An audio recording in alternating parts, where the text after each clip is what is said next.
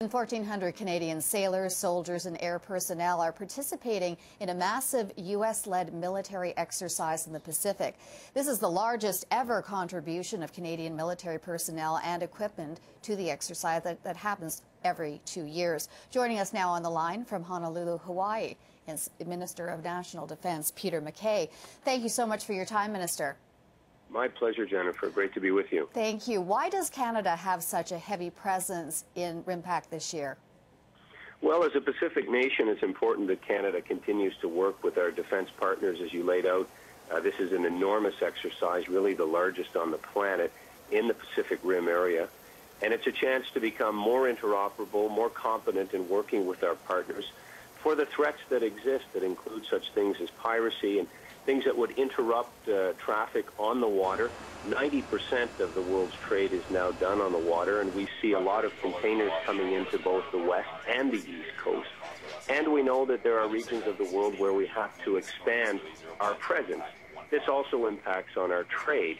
So over the past several years, we've been expanding our footprint, becoming more active in the Asia-Pacific, and working with countries like Australia, the United States, Singapore, and others to up our presence here. What role does Canada play in RIMPAC? Well, we're playing quite a major role. There's 3 Canadians in leadership roles here, Admiral Lloyd, Brigadier General Hood, and Commander Ellis, who are playing a major role in coordinating the exercise itself. With 1,400 Canadians here, this is an opportunity for them to showcase their skill set and improve in their ability to protect Canada and do the important work that we ask of them. What are the interests of Canada in the Asia-Pacific region? Well, we have enormous interests when it comes to trade, but also the volatility that does exist in this region and being able to respond to humanitarian crises when they arrive. We've seen a large increase in the activity that's going on throughout the Asia-Pacific. It's the fastest growing region when it comes to the impact on world prosperity.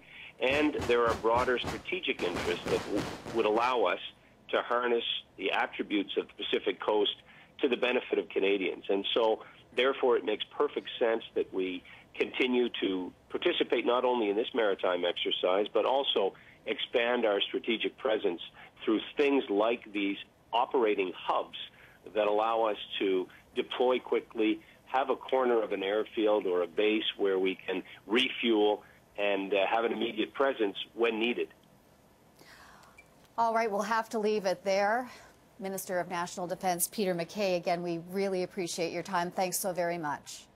Thank you very much. I should have added, Jennifer, we did have a submarine here that fired a torpedo for the very first time yesterday. So that's a benchmark for the Canadian Navy that we're very proud of. Excellent. Thank you so much again.